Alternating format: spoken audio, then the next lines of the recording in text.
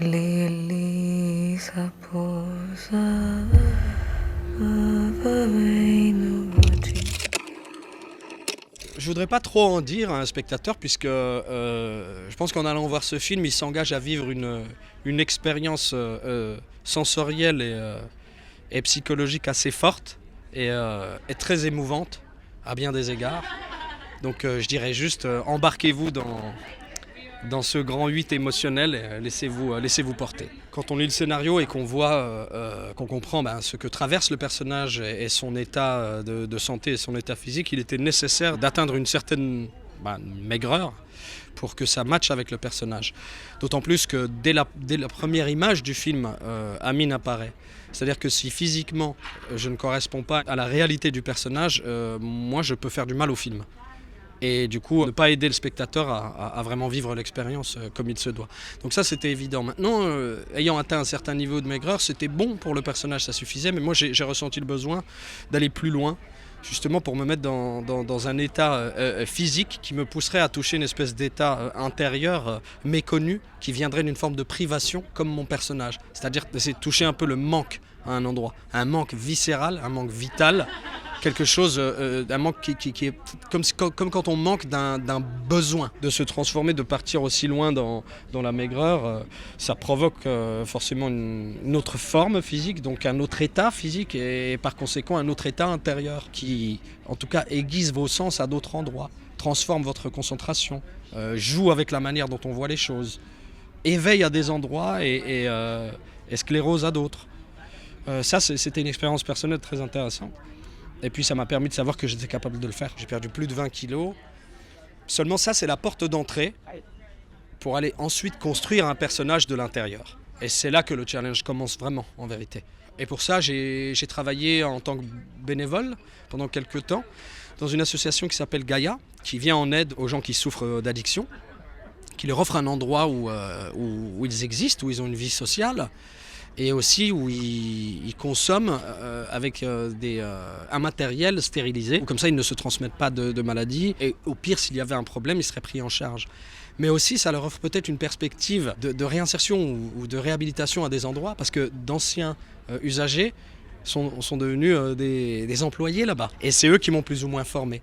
Et ensuite, j'ai rencontré des usagers qui, eux, m'ont complètement ouvert les portes de leur intimité, de leur vie privée, de leurs rituels. Plus je les fréquentais, plus j'aspirais et j'essayais de prendre un maximum de détails et de comprendre leur état physique et intérieur, mental, psychologique, pour qu'ensuite, tout ce que je fasse ne soit pas juste des mimiques et de la fabrication, mais quelque chose qui vienne plus de l'intérieur, presque comme un réflexe physique. Et aussi, j'ai réalisé qu'ils étaient regardés comme des fantômes qui font peur dans les rues et que finalement, ce sont des enfants blessés, malades, en vérité, quelque part.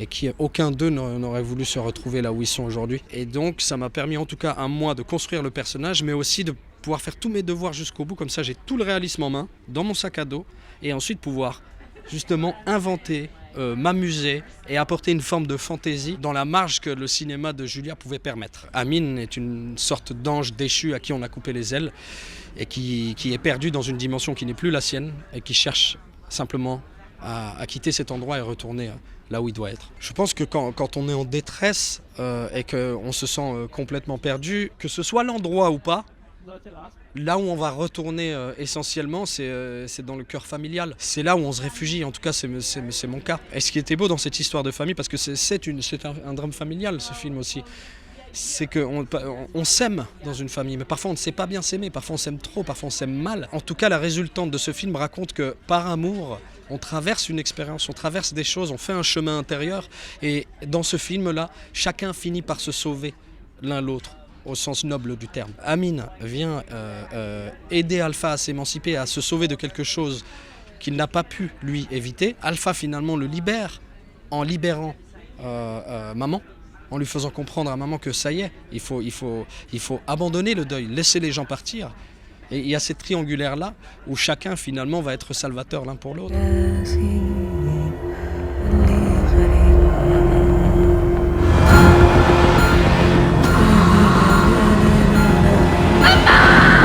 Avec Julia, d'abord, ce qui s'est passé, c'est assez merveilleux, c'est que la première fois que je la rencontre, je ressens quelque chose de familial en fait.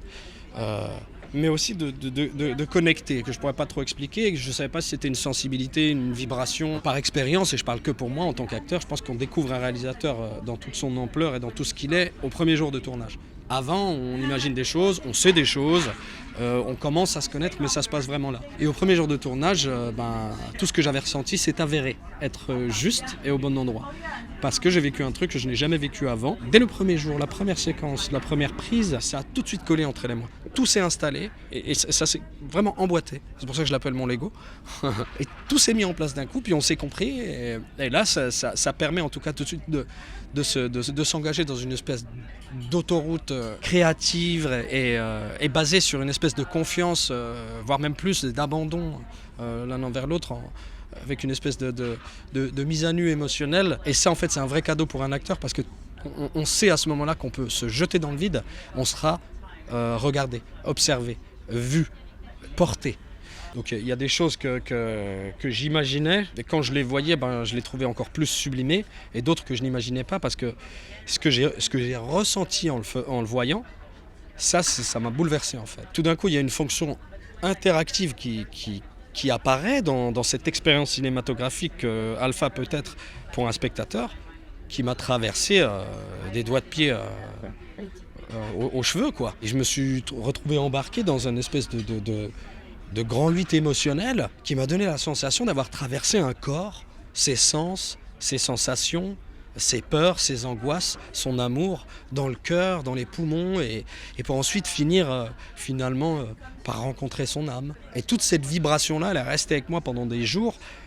Et en fait, on se fait frapper par des images émotionnellement très très fort, secouées, et ensuite on y réfléchit, on se dit « Ah, c'est ça que j'ai vu, ça voulait dire ça, etc. » Et ça se déplie au fil des jours.